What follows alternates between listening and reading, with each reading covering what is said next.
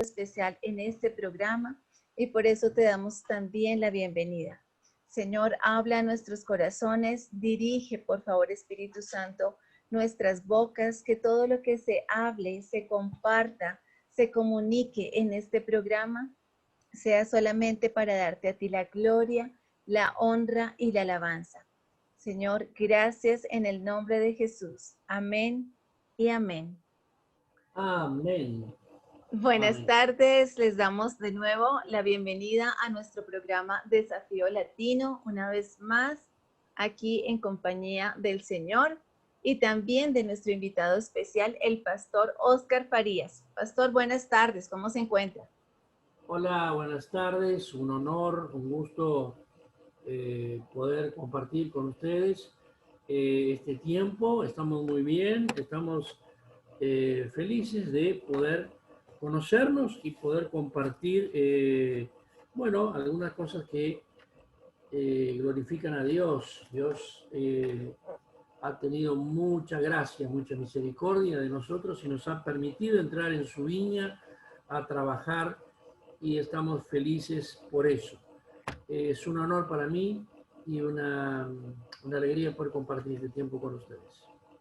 Muchas gracias, pastor. Bueno, hoy vamos también a compartir una frase que el Señor colocaba en nuestro corazón para el programa y para el pastor Óscar. Dice así: el padre que lidera a su familia basado en los valores absolutos establecidos por Dios, no solamente establece el fundamento para una familia saludable, sino que además realiza a la sociedad un aporte muy importante.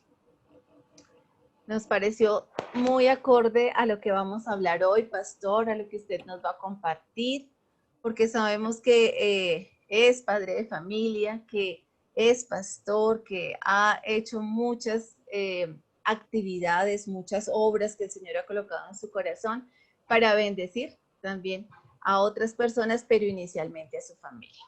Entonces, pastor, bueno, sin más preámbulos, damos inicio a este tiempo de compartir y de aprender juntos. Adelante. Bueno, pastor, cuéntenos por favor su testimonio de cómo Dios llegó a su vida, cómo llegó con esos lazos de amor y también cómo lo llamó al ministerio, cómo fue ese llamado especial. Bien, me encantó la frase que usted leyó, hermana, porque es una frase de estructura, de construcción. Óscar Farías, quien les habla, es esposo de Mariela, a 37 años, somos casados, tenemos una hija. Es un milagro porque nuestra hija, Keila Luciana, no venía porque mi esposa no podía tener familia, pero como la Biblia dice, no habrá varón ni mujer estéril entre mi pueblo, nosotros nos aferramos a la palabra de Dios y llegó nuestra hija Luciana, que hoy ya es mamá, tenemos un nieto, Lorenzo, y es abogada y es una bendición. Yo conozco a Jesucristo de niño y valoro y de alguna manera quiero remarcar lo que significa predicar la palabra de Dios a los niños. Después me pasa lo que le pasa a la amplia mayoría de los jóvenes y los adolescentes que no quieren ser acompañantes, quieren ser pilotos de su propia vida. Y me aparté y volví a los caminos del Señor con 19 años, casado con quien es hoy mi esposa, con una cantidad de cosas resueltas, tenía profesión, tenía trabajo, tenía todo, pero no tenía a Dios.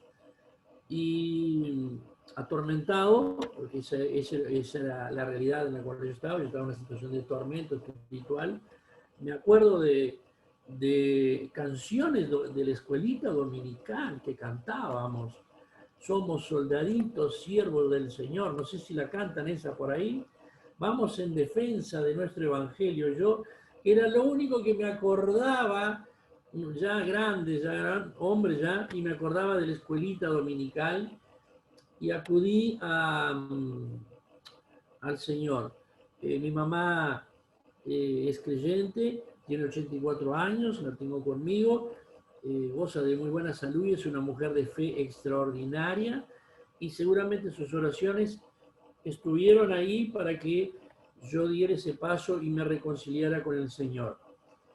Y, y bueno, y ahí todo empieza de nuevo, pero ya un hombre casado, y pasé un buen tiempo en la iglesia, en una iglesia muy linda, una iglesia preciosa, donde se predicaba y se predica la palabra de Dios.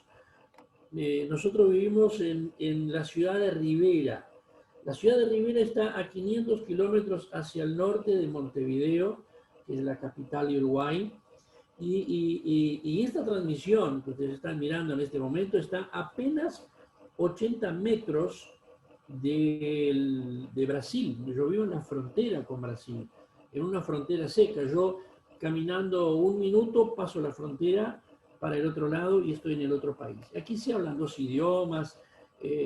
Cuento esto porque mi pastor, y acá se da mucho, que en las congregaciones hay uruguayos y brasileños, tanto del lado uruguayo como del lado brasilero, y mi pastor era un vicecónsul de Brasil en Uruguay, un diplomático que había recorrido el mundo entero, y un hombre que tenía ciertas características, amaba a Dios, amaba al Espíritu Santo, era un hombre que había experimentado muchísimas cosas y tenía autoridad para hablar en cuanto a lo vacío que es el mundo, porque él hablaba de su experiencia de Sudáfrica, su experiencia en Europa, de tantos lugares que había estado y nada lo había llenado.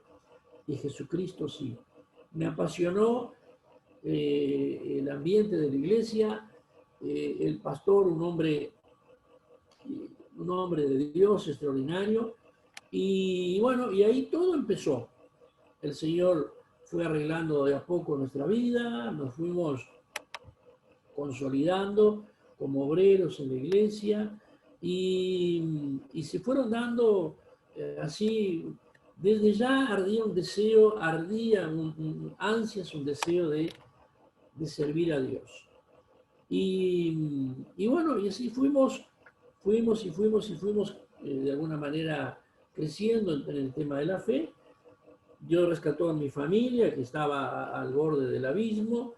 Después llega nuestra hija, que mi señora no podía tener hijos, lo decía anteriormente.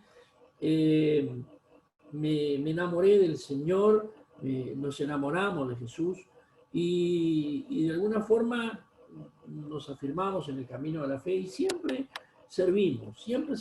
Nos encantaba servir. Nos encantaba llegar temprano, arreglar los bancos de la iglesia, servir, limpiar, lo que fuera. Siempre estuvimos cerca para servir. Después, por razones que se fueron dando, hubieron cambios de pastores y ese tipo de cosas y se dieron cosas ahí que se organizó una nueva congregación donde yo un año después pasé a ser parte de esa congregación, que la cual somos los pastores ahora, y surge lo que es hoy la Iglesia Cristiana de Rivera, que cumplimos 25 años como iglesia. Esta iglesia tiene como visión evangelizar a través de la cultura. Nosotros entendemos que el evangelismo trasciende el territorio. No es solamente llegar al territorio y que en cada barrio tenga una iglesia que es espectacular que tenga. Pero entendemos que más allá de la presencia territorial, se necesita presencia del evangelio en el arte, en la cultura, en la educación, en la salud, en los medios de comunicación, en todas las formas de expresión, que es donde se cocina todo. donde todo se cocina, porque las cosas se cocinan en los gabinetes de gobierno. Ahí es donde todo se cocina y todo sale en forma de ley o en forma de decretos o en forma de programas de estudios, y cuando menos esperamos estamos siguiendo las pautas de lo que los gobernantes determinan. En el entendido que el Evangelio es sal y luz, y que la Iglesia es columna y baluarte de la verdad, entendemos que donde no está la verdad está la mentira. Si no está la luz, están las tinieblas. Y si no hay presencia de la Iglesia, en su rol protagónico de expandir el reino de los cielos, lo que está es el reino de las tinieblas. Y entendiendo que el liderazgo no deja espacios vacíos, si nosotros no asumimos roles de liderazgo en educación, en la cultura, en los medios de comunicación, en gobierno, en áreas de influencia, lo que dejamos son espacios vacíos que lo van a ocupar otros con su contenido, con su impronta, con lo que sea. De ahí entonces empezamos a incursionar, y lo primero que hicimos fue fundar una escuela cristiana de Rivera, que hoy tiene 150 niños, ya pasaron 1000 niños por ahí. Hoy muchos de ellos son maestros y profesores de la propia escuela y traen sus hijos a la escuela. Y es una escuela de educación cristiana. Uruguay es el país de mayor índice de ateísmo y de humanismo. Es casi una mala palabra hablar de Dios dentro de una escuela pública. Es un delito. Un niño no puede orar por su merienda dentro de la escuela. Eso es así de simple. Por lo que ellos llaman la laicidad. Y también es un país que hoy bate récords en cuanto a suicidios, producto de la misma creencia, del mismo humanismo y la misma, ese vacío que queda del ser humano, donde el humanismo propone que el hombre salva al hombre, y convencidos estamos que el hombre no salva al hombre. Quien salva al hombre es Jesucristo. Y así fundamos la escuela cristiana. Y cubrimos el área de educación. Es cristiana en contenido, todos los maestros son cristianos, se enseña lo académico, lo curricular, y los niños hacen una obra evangelística extraordinaria porque ellos meditan la palabra de Dios, llevan versículos de la Biblia en sus cuadernos, llevan deberes que lo tienen que compartir con sus padres, que muchos, la gran mayoría, no son cristianos. Aprenden a orar y hacen a los padres orar en la mesa, y es una obra extraordinaria, la Escuela Cristiana de Arriba. Pasan unos años y suena otra alarma social, que son los casos de adictos a las drogas, adicciones. Bien, yo siempre digo que si Dios me da un marinero es porque por ahí él ya tiene pensado algún ministerio en alta mar. Que uno tiene que pensar con el personal que tiene, lo que hay. Entonces, como teníamos el recurso humano, que son psicólogos, y quien les habla se formó como operador terapéutico en adicciones, entonces le propuse a la iglesia comprar una chacra. Todo el mundo levantó las manos y gloria a Dios, una chacra, un campo, lo vamos de paseo. Yo, no, pero la chacra no es para ustedes, es para los adictos. Bueno, ahí hubo un poco de desacuerdo, pero ganamos la batalla. Entonces, ahí fundamos lo que es Gosén. Gosén, ustedes recuerdan que es aquel lugar donde el pueblo de Dios estaba en Israel, donde ellos estaban, las plagas no entraban. Entonces, ese fue el nombre que elegimos para ese ministerio y para esa chacra de 5 hectáreas que la iglesia compró y que se hicieron edificaciones, y con un equipo técnico y un pastor hoy que se recuperó en el propio Gosén. Hoy es un pastor, él vive con su esposa, sus 3 niñas ahí, y tenemos un centro de recuperación de adictos referente para todo el país, porque se han desarrollado algunas formas, vamos a decir así, fusionadas desde lo biológico, lo científico, pero también desde lo emocional y también desde lo espiritual para recuperar chicos. Y ha sido una experiencia espectacular. Hoy la alabanza de nuestra iglesia, la amplia mayoría, eran chicos que años atrás estaban hurgando basura en algún lugar, gente indigente en la calle, y hoy son ministros de alabanza que están sirviendo al Señor. Gente que ha recuperado su vida, su dignidad, tienen familia, se casaron, tienen hijos, y es una obra extraordinaria que Dios nos ha permitido tener. Surgen otras alarmas sociales. Bueno, pastor, deme un segundo, por favor. Allí nos inquieta preguntarle, pues porque la idea es que nos va contando, pero esa parte nos llama mucho la atención porque en estos momentos el pastor Hanoi, junto pues con otro varón, están yendo a un lugar donde es una casa de rehabilitación para varones con adicciones. Entonces, me parece Sí. interesante preguntarle cómo se lleva a cabo allí esta labor, cómo han hecho ustedes todo este proceso, porque si bien es cierto, debe ser lo que usted acaba de decir, a nivel emocional, espiritual, físico, porque pues también sabemos como las condiciones en que las personas llegan, pero cuéntenos un poco, por favor, cómo ha sido esa experiencia, cuánto llevan con este programa de ayuda para las personas con adicciones y qué resultados han visto. Experiencias, anécdotas, algo así que ha marcado el caminar en este programa. Bien, tenemos 10 años funcionando, no paramos de aprender, todos los días estamos aprendiendo. El abordaje es emocional, como les decía, espiritual y físico.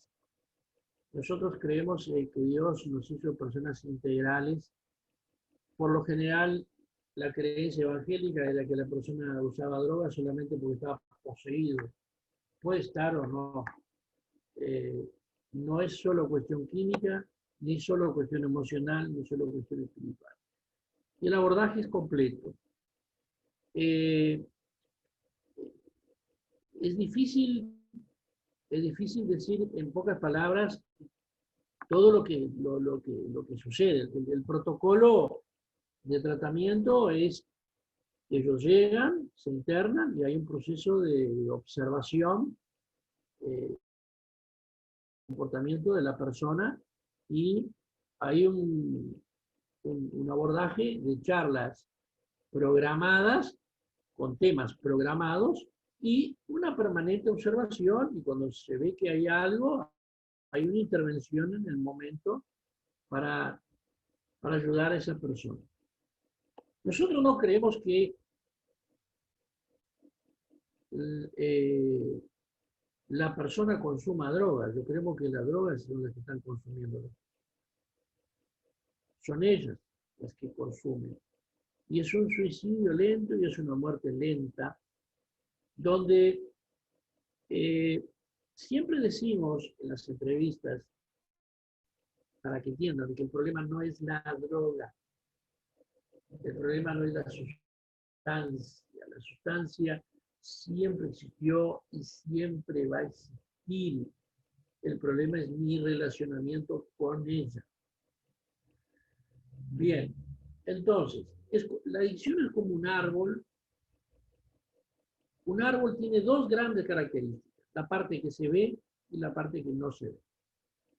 La parte que se ve es el tronco, las ramas, las hojas, los frutos. Eso todo se ve, eso es lo que se sabe, lo que se puede ver, palpar y lo que se puede de alguna manera es tangible, medir de un adicto y de su adicción. Pero lo que sustenta todo eso es lo que no se ve. Son las raíces. Entonces, recuperar un adicto no es agarrar una motosierra, un sucho, y cortar el árbol y decir, lo llevé a una chacra, lo aislé del lugar, lo aislé de los amigos y se recuperó. Pero si las raíces están, eso vuelve.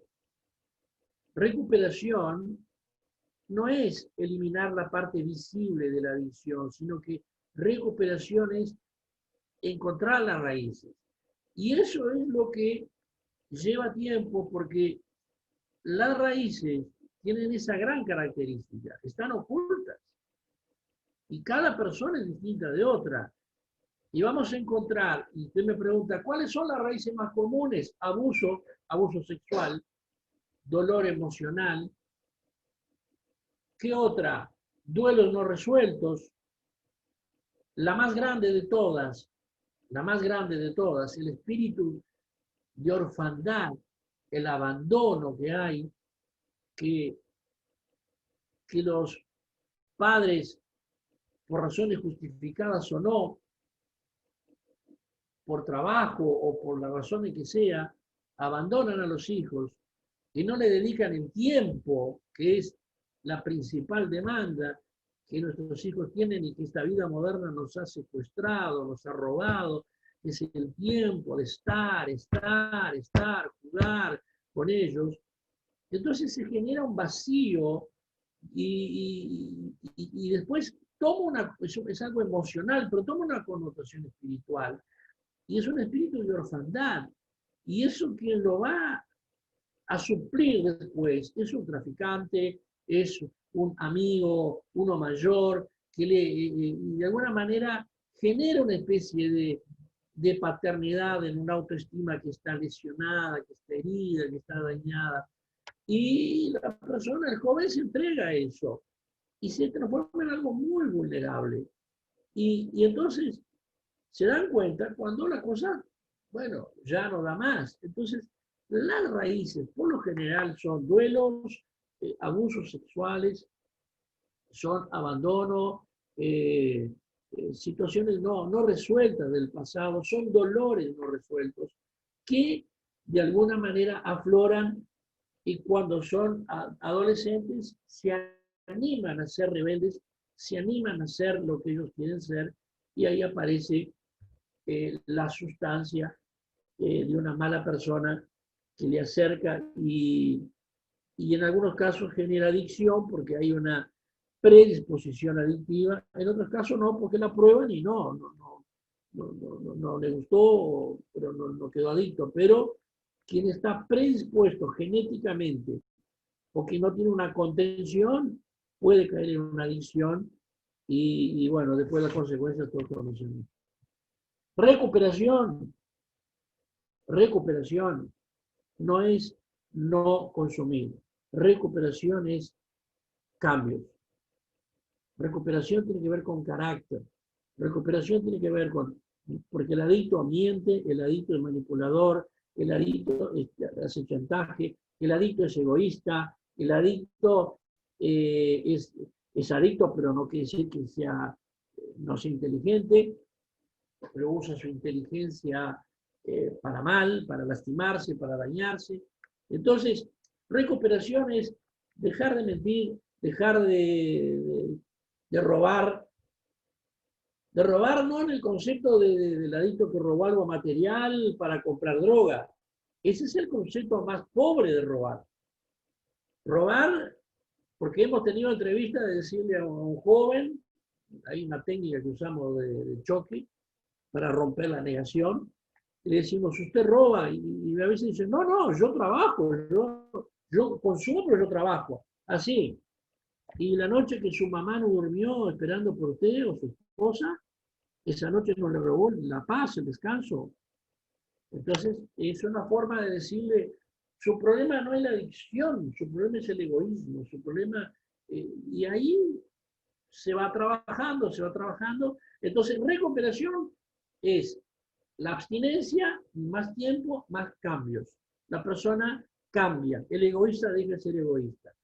Una de las cosas que sucede en procesos avanzados de recuperación es que los propios muchachos organizan proyectos de traer comida a los pobres y de devolución a la sociedad de obra social, porque ellos son estigmatizados porque eran el problema y ahora si se recuperaron tienen que hacer lo contrario. Entonces pintan escuelas, hacen obra social, tenemos merenderos, lugares que se llevan alimentos a las personas indigentes, más pobres, la campaña del invierno, la campaña del frío, y de alguna manera es una devolución a la sociedad. Bueno, entonces dejan de ser egoístas, piensan en el otro, todo eso, bueno, ahora hay evidencia de recuperación.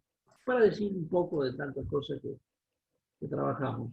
Claro que sí. Paz, todo lo que nos acaba de contar hace parte del programa Feliz sin ella. No, Feliz sin ella en realidad es Ok. un programa para el joven que nunca se drogó, pero está presionado por el grupo que sí.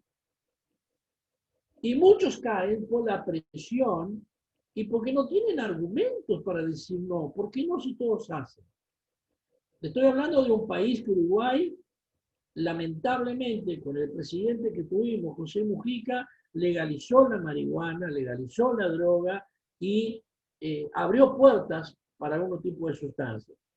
Entonces, Feliz sin ella es decirle a los jóvenes que nunca se drogaron, darle elementos, darle argumentos, que sean felices y que demuestren su felicidad sin ella, sin la droga. No necesito, no quiero, tú necesitas, usala, pero yo no quiero, soy feliz sin ella.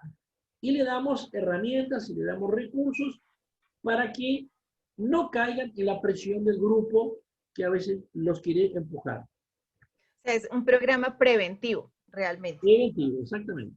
Es preventivo. Qué bien. ¿Y lo hacen de forma externa o lo hacen allí mismo?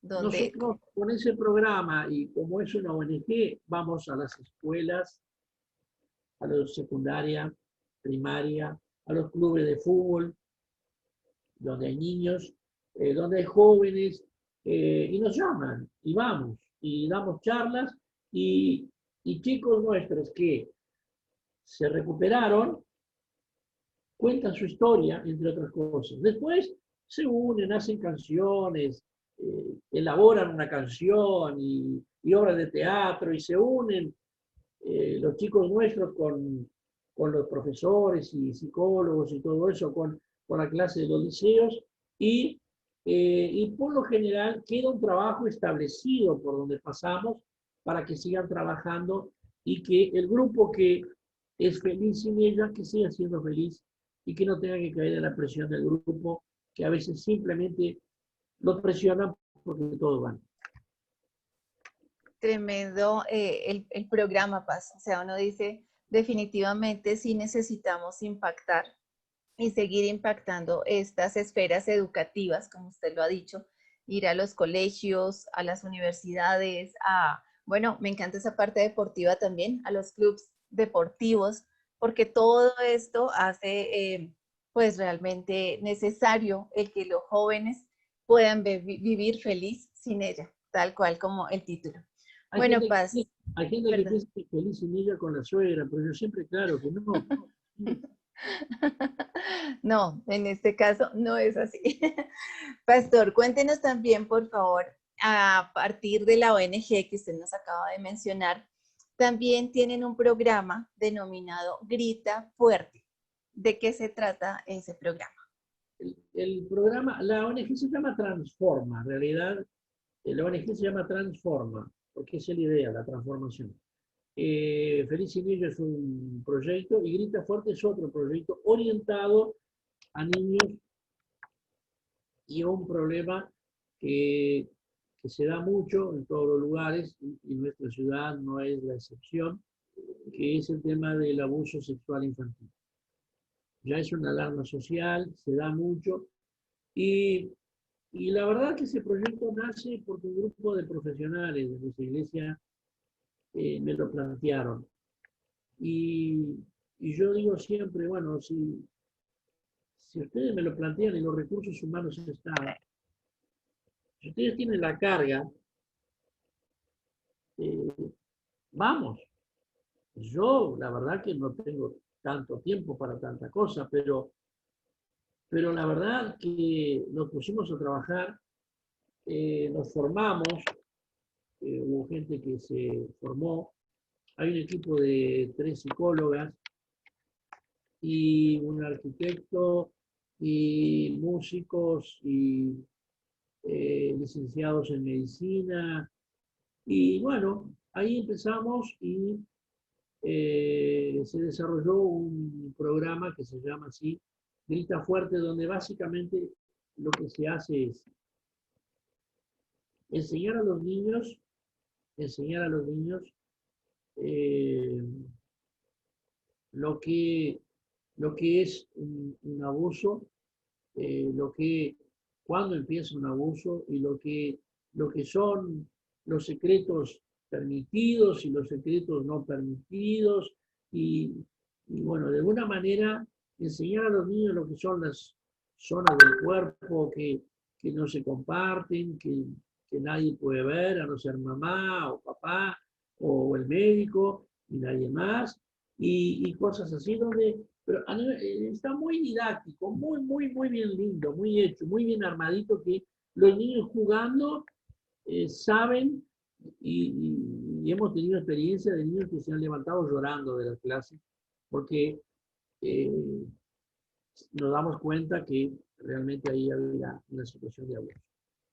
También le damos herramientas a los profesores y maestros, a los directores y técnicos de fútbol infantil, y que les decimos, bueno, cómo detectar la conducta de un niño que tiene abuso sexual. Y de esa manera trabajamos. Hoy por hoy estamos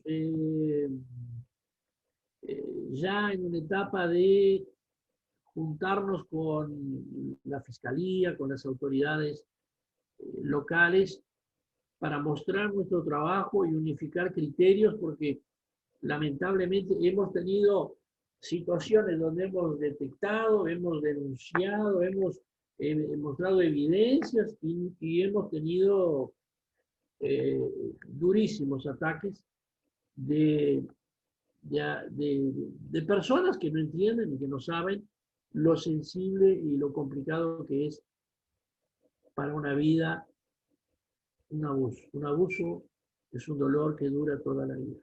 Un abuso sexual es un dolor que no, si Dios no interviene y si no hay pericia pastoral, psicológica, técnica, eh, si no hay pericia y mucho amor, la persona lo va a silenciar, no lo va a hablar y será una vergüenza y una carga para esa vida cargar con eso. Y Dios nos ha dado la gracia de organizarnos como ONG y ese proyecto para también brindar ese, esa obra social, ese trabajo, donde yo siempre digo, hermana, que el asunto de la iglesia no es el domingo, el asunto del domingo de la iglesia es del lunes toda la semana. Y no es lo que pasa acá adentro, es lo que repercute afuera lo que hacemos acá adentro. Eso es la sal fuera del salero y eso es la luz que ilumina. Entonces, por eso que nos queremos meter de hecho yo estoy en las comunicaciones, tengo un programa de televisión, por ahí seguimos.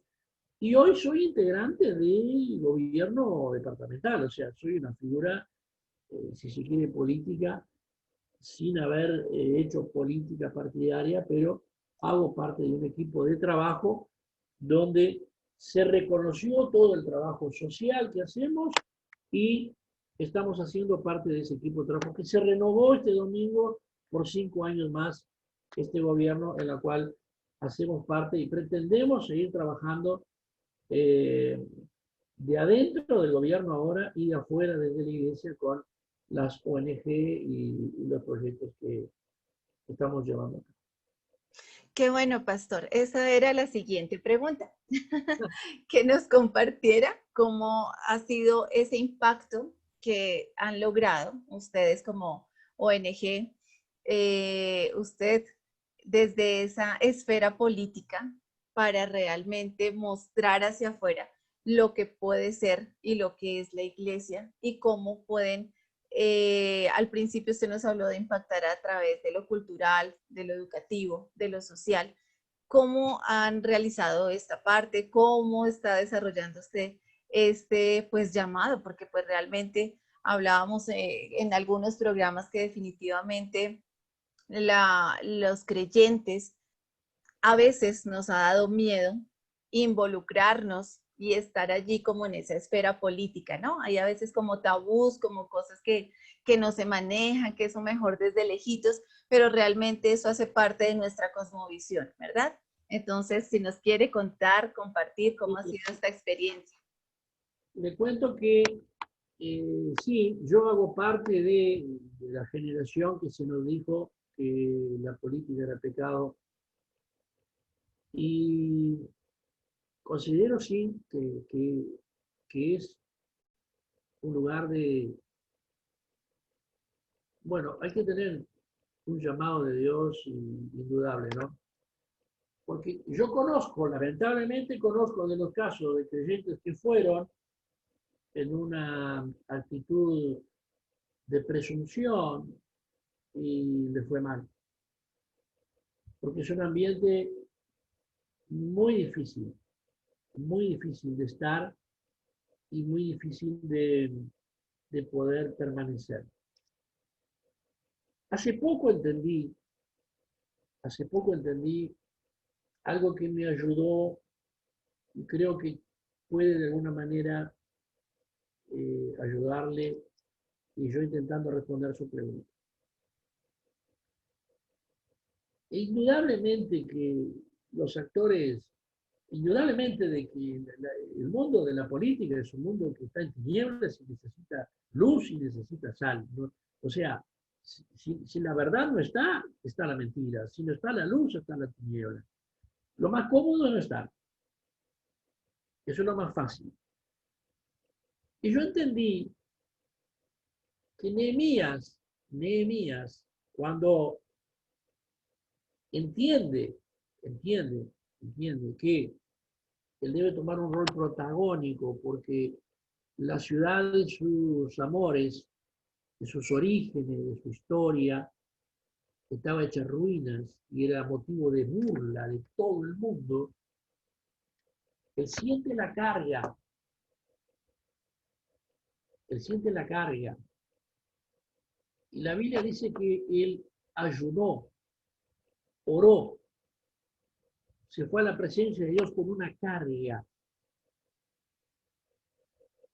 Después vino el cargo.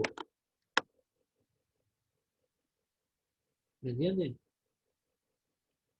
El cargo político debe ser una herramienta para una carga que está en el corazón del hombre de Dios que se quebró, que lloró, que se humilló y que siente la imperiosa necesidad de intervenir donde están los escombros, sean en el caso de Nehemías los muros de Jerusalén o los escombros sociales. Tiene que haber una carga, porque lamentablemente la política, normalmente la gente no tiene carga por nadie, no le importa a la persona, no le importa al pobre, no le importa nada. Es toda una gran hipocresía para barnizar un discurso para que le voten, pero no hay una carga.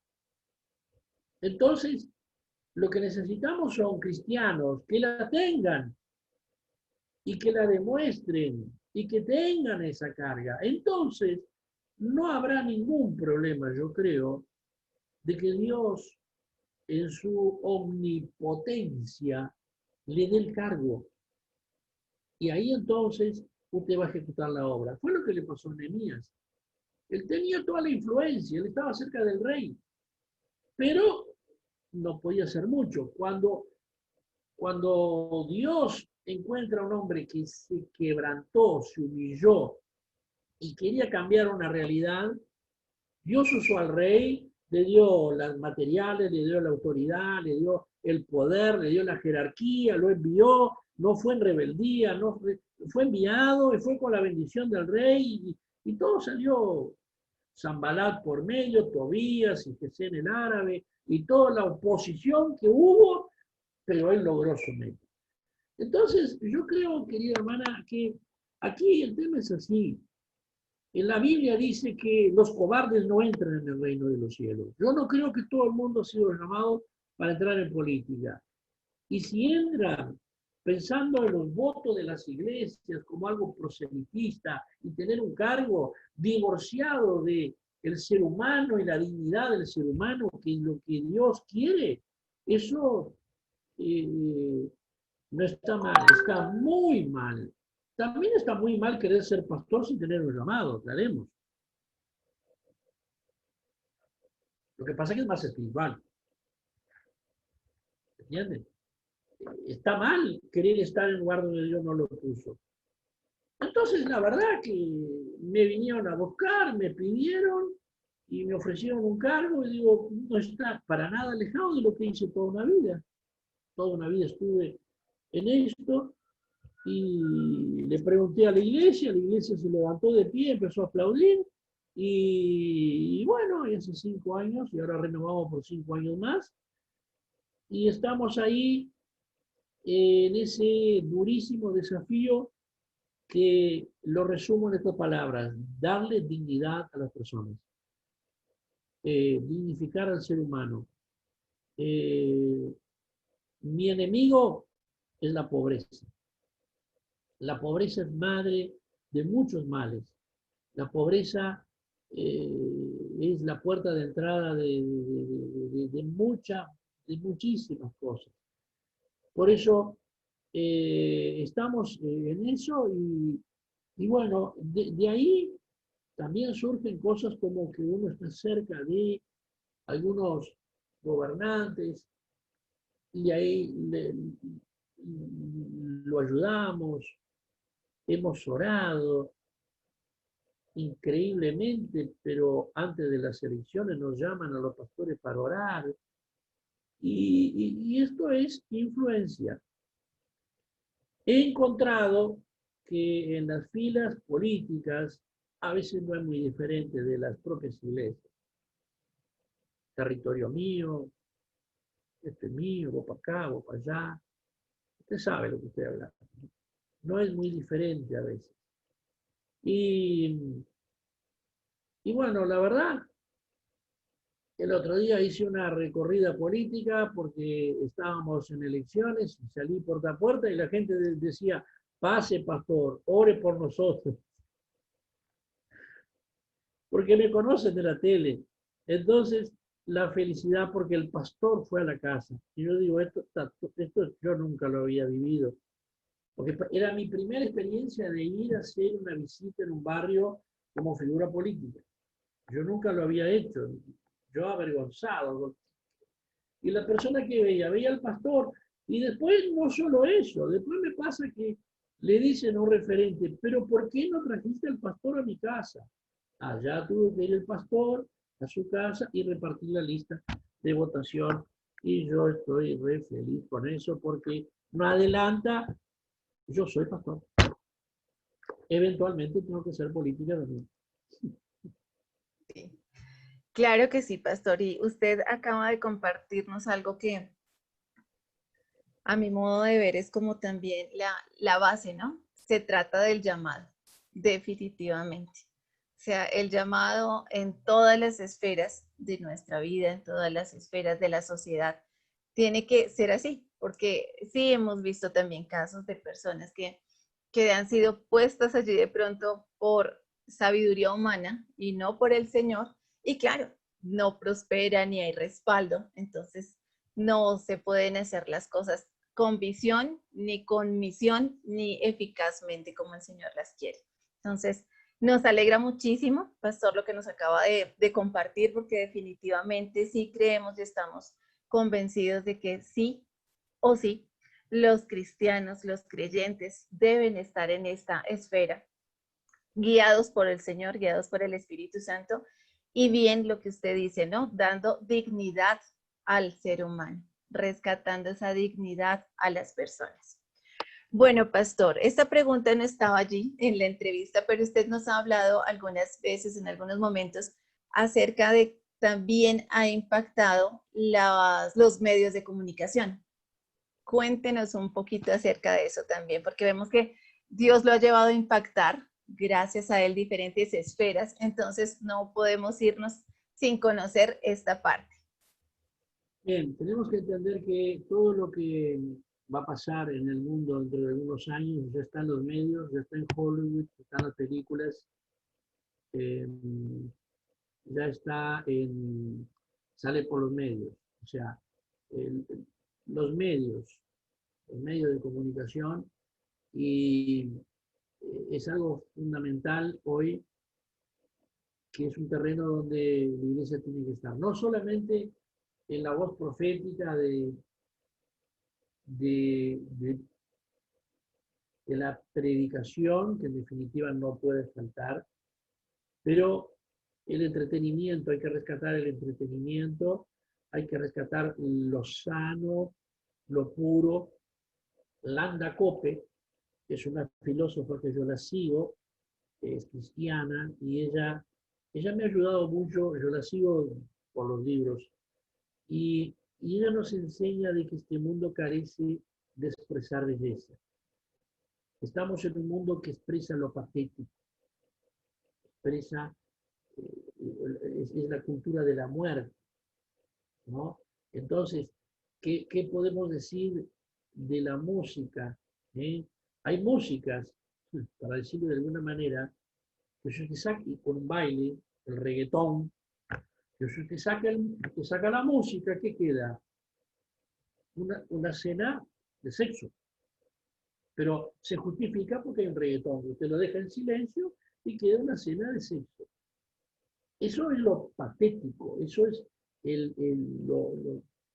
Entonces, yo inclusive esto lo he llevado a modo de proyecto en mi trabajo hoy en gobierno, que es: expresemos belleza, hagamos concursos de expresar belleza. El principio es este: todo lo que Dios tocó logró hermosura, belleza, equilibrio, sustentabilidad, variedad, colores infinitos. Entonces, expresemos belleza a través de las artes, a través del teatro. Tenemos un grupo de teatro que se llama PLB, Por la Vida. Entonces, queremos los escenarios, y vamos al teatro, y vamos a las plazas, hacemos eventos y hacemos teatro, pero expresamos vida, expresamos familia, expresamos alegría, expresamos felicidad, no necesariamente lo religioso, lo litúrgico. Esa es un poco la idea. Y hemos desarrollado proyectos de canales de televisión que lamentablemente cayeron por falta de recursos económicos. Hemos desarrollado un proyecto de una radio que el gobierno comunista la mandó cerrar, y en algún momento la vamos a volver a abrir, Dios mediante, porque esa realidad cambió. Y hemos incursionado en radio, televisión, en teatros, de diferentes maneras, ir a los medios de comunicación. Y hoy por hoy lo que sí tenemos es un programa que se llama Sociedad Alerta, donde yo hago de conductor, y le cambié un poquito el formato, porque antiguamente yo hacía de entrevistador. Pero con el COVID-19 quedamos con las iglesias cerradas, quedamos alejados de la gente, y mucha gente no entraba en las redes sociales. Entonces, si no te gusta sopa, 2 platos. Entonces me cierran la iglesia, voy para la tele. Y ahora yo me presento aquí, les habla el pastor Oscar Farías, tu pastor de la tele. Y ahí le predico a toda la ciudad. Entonces, ahora abrimos los templos y sigo en la tele, y seguimos en el templo y seguimos las redes sociales, y ahora con ustedes, y y predica a tiempo y afuera de tiempo. Los medios de comunicación hay que rescatarlos, hay que expresar hermosura, hay que expresar belleza, hay que expresar vida, hay que expresar lo hermoso, lo lindo, la sinfonía de Dios, todo lo que creó Dios. Dios es extraordinario, hay que solamente detenerse y mirar lo que dice. Claro que sí, pastor. Qué bendición todo lo que nos cuenta, porque sabemos que las personas que nos están escuchando allí, que están en el YouTube, bueno, y el pastor Hanoi no nos pudo acompañar, que es él quien siempre da los saludos, pero sabemos que las personas que nos están siguiendo están siendo edificadas, están recibiendo todo esto de parte del Señor, del corazón de Dios, a través del pastor Oscar. Y bueno, que realmente qué alegría, pastor, escucharlo, porque definitivamente eso es lo que necesitamos en estos tiempos, ¿no? A pesar de la pandemia, a pesar de las adversidades, de las dificultades, es seguir creciendo, es seguir caminando y es seguir creyendo en esa sobrenaturalidad de Dios, en todo lo que Él quiere hacer con nosotros, en nosotros y a través de nosotros.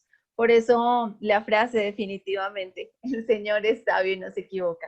Usted lo ha hecho con su familia y ha aportado a la sociedad todas estas pues grandes cosas que nos ha compartido.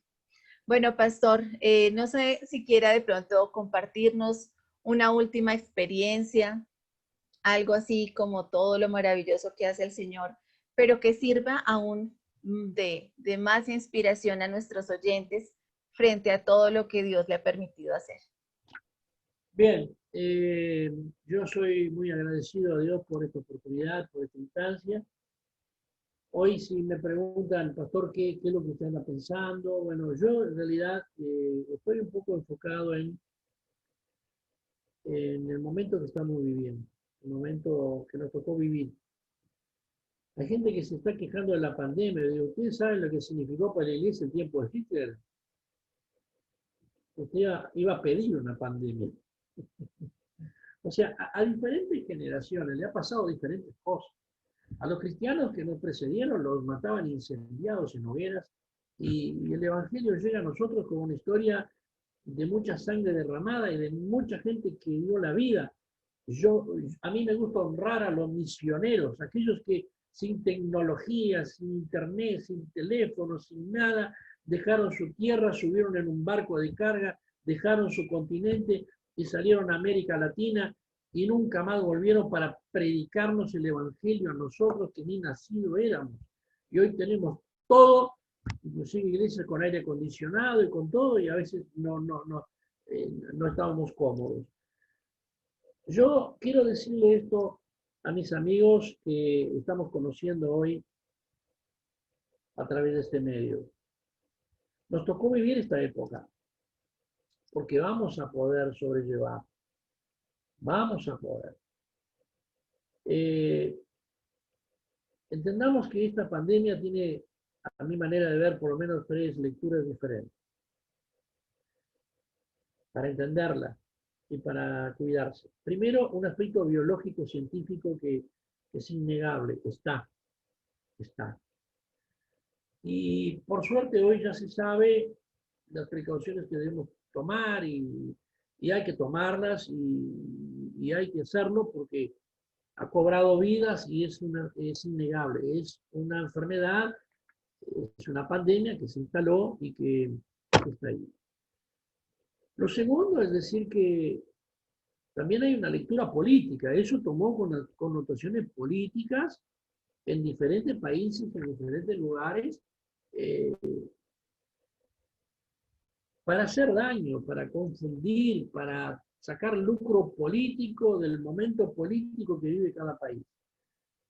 Entonces, a ver, una cosa es el virus mirándolo desde la lupa científica y biológica, dónde está, cómo me puede afectar, cómo me puedo contagiar y cómo puedo evitar el contagio. Eso lo tenemos que tener claro. Lo otro es el mensaje político que sale por los medios de comunicación, que en realidad son medios de desinformación, que no es una lectura vamos a decir, criteriosa muchas veces. Y por último, queridos hermanos y amigos que nos siguen y que nos estamos conociendo, tengamos una lectura espiritual del asunto. Esto salió con la voluntad. Dios lo permitió, sí, porque Dios es soberano y permitió que pase, pero a ver, a los pastores que me están mirando, a los líderes, y a ver, ¿qué te está influenciando más a ti? ¿Dios y su palabra o el mensaje de la pandemia contaminado por un mensaje político tendencioso, engañoso, mentiroso? Entonces, hay gente que ha caído en depresión, hay gente que está cayendo en una profunda tristeza, hay gente que está siendo privada de dar un beso, un abrazo a sus nietos, hay gente que se está quedando pálida, blanca, porque no sale a tomar sol, luz, se está enfermando, pero se está enfermando porque su sistema inmunológico se está entregando de tanta tristeza y de no recibir luz, oxígeno, de no vivir, cuando la cosa se ha extralimitado. Entonces hay todo un mensaje espiritual de todo eso. Y sabe que mi Biblia dice, estemos alegrados en el Señor, estemos siempre alegres, gozados en el Señor. Y yo empecé a hacer cultos de gozo y de alegría. Cantemos. ¿Cómo salió el apóstol Pablo de la prisión a medianoche atado en un cepo, allí en una prisión, a medianoche alabando al Señor? La situación era horrible, pero él no estaba enfocado en la circunstancia, él estaba enfocado en el cielo. Y esto es lo que los líderes tenemos que entender. No desconozcamos la pandemia, pero enfoquémonos en Dios, enfoquémonos en el Señor, seamos libertadores espirituales de la gente, no caigamos en la trampa de ese manto de luto que se extendió sobre todo el globo terráqueo, sobre todo el mundo, y parece que te impone que si no estás triste, estás desubicado. No, yo quiero estar feliz. Hoy me desperté, estaba al lado de mi esposa, dormí en una buena cama, tengo comida, tengo techo, tengo ropa para vestir, tengo tantas cosas. Y entonces, hay una pandemia, sí, también hay una pandemia, pero no puede ser el pensamiento rector del mundo, de la sociedad y del púlpito. El púlpito, perdone que me ponga así, ustedes me van a ir conociendo, que me pongo medio eufórico, también hablo tranquilo, no soy siempre así. Pero el púlpito es el lugar de libertad espiritual de la ciudad. Es ahí donde el pastor se pone y profetiza la verdad de Dios que nos hace libre para el público que está ahí y lo que se suelta ahí en el aire. No traigamos mensajes funerales al púlpito, traigamos mensajes de libertad, mensajes de vida. ¿Hay una pandemia? Sí, también hay una pandemia. Ahora, mientras yo estaba hablando con usted, me llegó una hermana que fue contaminada y estaba hablando con ustedes y me llegó un mensaje. Dice, los tres estamos sanos. Así que va a pasar y vamos a contarle a otras generaciones qué pasó en el nombre del Señor. Amén, pastor. No, pues qué bendición. Nos predicó también. Muchísimas gracias. Perdón. No, perfecto, maravilloso, porque esa es la idea y esa es la intención de este programa, Desafío Latino, que podamos ser. Mi problema y mi virtud es que yo soy auténtico, hermana. Eso me ha traído tremendas bendiciones y tremendos problemas, pero... Pero aquí nos está bendiciendo, pastor, y eso lo apreciamos muchísimo, porque definitivamente es eso. Sí, sí, está ahí la pandemia, pero tenemos un Dios soberano, sobrenatural, todopoderoso, hacedor de milagros. Entonces, ¿por qué no enfocarnos en Él, colocar nuestros ojos en Él? Pablo, en su viaje, que se hundía el barco, dijo, este barco se va a hundir, pero acá nadie se va a morir. Amén. Entonces, este barco, este mundo se va a hundir, no hay vuelta. Yo trabajo para la cultura y todo eso porque quiero ser consecuente con lo que... Pero este barco se hunde, no hay vuelta. Acá nadie se va a morir. Él estaba enfocado en el Señor, no en el caos. Tengamos una actitud así. Claro Vamos que a sí. ayudarnos entre los pastores, entre los líderes, vamos a ayudarnos a traer al púlpito un mensaje de libertad, no negando la realidad, porque no desconocemos, no somos locos para salir así nomás, no, es una realidad, pero el cielo también es una realidad. Así es, pastor, así es. Bueno, pastor, ya casi terminando este tiempo tan maravilloso de entrevista, queremos saber si tiene, que me imagino que sí, muchas peticiones de oración, pero una en especial para que nosotros en este momento podamos orar por usted y darle a Dios gracias por su vida. Bien, usted sabe que ustedes me ven así, pero usted sabe que somos hechos del mismo material que todas las personas, los pastores tenemos puntos frágiles, débiles, lloramos. Eh, yo le voy a pedir algo muy íntimo y muy personal, muy mío, muy adentro.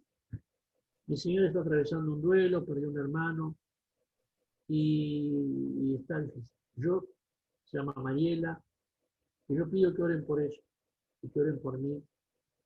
Tenemos un ministerio hermoso, un equipo de 5 pastores, como ustedes escucharon tantas cosas, pero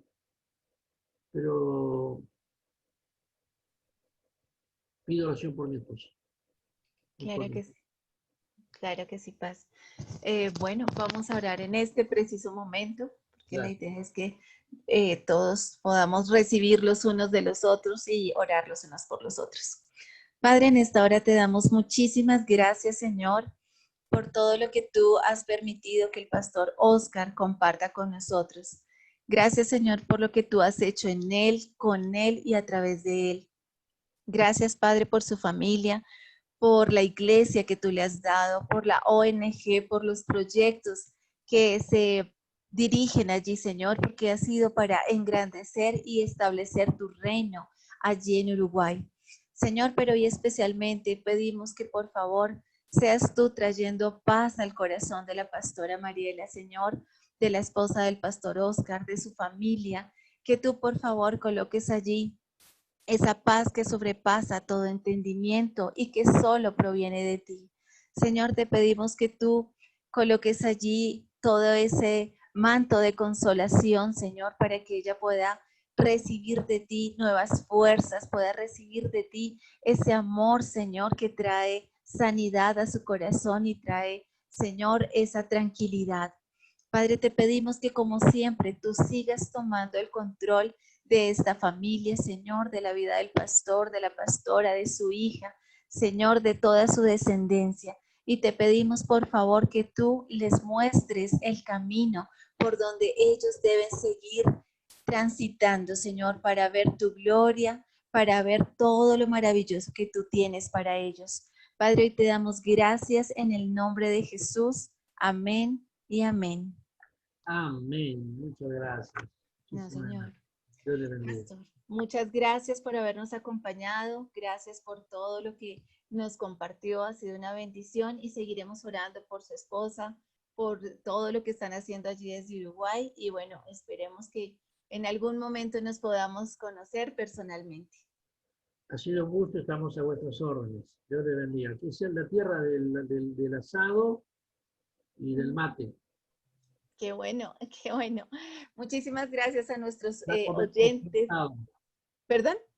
Ya vamos a comer un asado. Ay, qué delicia, qué delicia. Claro que sí. Muchas gracias a todos nuestros oyentes, a quienes nos acompañaron. Nos vemos en un próximo programa de Desafío Latino. Bendiciones y un abrazo. Que Chao, estén chao. muy bien. Gracias.